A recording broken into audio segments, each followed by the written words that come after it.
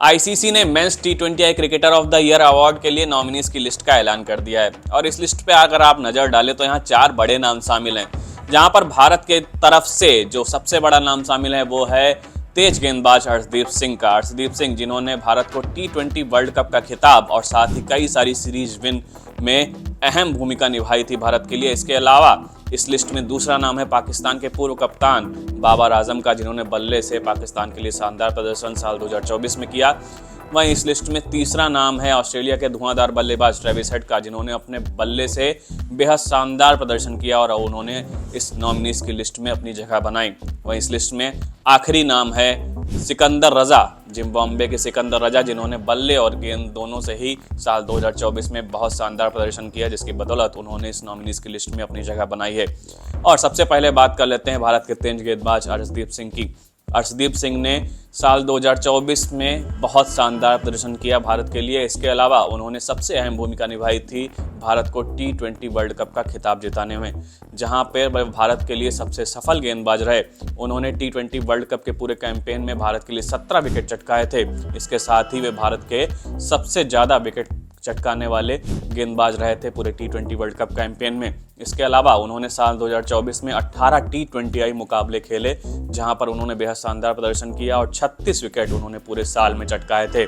और उनके शानदार प्रदर्शन की बदौलत ही टीम इंडिया ने कई T20I सीरीज विन अपने नाम की, चाहे वो साउथ अफ्रीका के खिलाफ T20I सीरीज हो या फिर श्रीलंका के खिलाफ T20I सीरीज या फिर वेस्ट इंडीज के खिलाफ T20I सीरीज विन हो।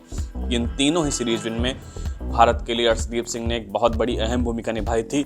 और T20 वर्ल्ड कप की ही बात करें तो यहाँ पर जब फाइनल मुकाबला साउथ अफ्रीका के खिलाफ खेला जा रहा था तो वहाँ पर अर्शदीप ने बहुत अच्छा स्पेल डाला था और उन्होंने 4 ओवर में मात्र 20 रन खर्च किए थे और उन्होंने 2 अहम विकेट भारत के लिए चटकाए थे, जिसकी बदौलत भारत ने फाइनल मुकाबले में 7 रन से जीत दर्ज कर फाइनल मुकाबले में जीत लिया था और उसके साथ ही उन्होंने T20 वर्ल्ड कप का खिताब अपने नाम कर लिया था। इसके बाद बात करते हैं दूसरे नाम की, जो है पाकिस्तान के पूर्व कप्तान बाबर आजम, जिनका बल्ला साल 2024 में T20I में खूब चला और उन्होंने कह सकते हैं पाकिस्तान के लिए बेहद शानदार प्रदर्शन किया और उन्होंने 24 T20I मुकाबले पाकिस्तान के लिए खेले और उन्होंने कुल 738 रन T20I में साल 2024 में बनाए। और इसके अलावा पाकिस्तान का और कोई भी बल्लेबाज 700 रन के आंकड़े को साल 2024 में पार नहीं कर पाया, तो बाबर आजम इकलौते ऐसे बल्लेबाज थे पाकिस्तान के जिन्होंने 700 रन का आंकड़ा साल 2024 में पार किया और इस वजह से वो अब नॉमिनीज की लिस्ट में शामिल हैं और वो भी एक प्रबल दावेदार हैं इस अवार्ड के लिए।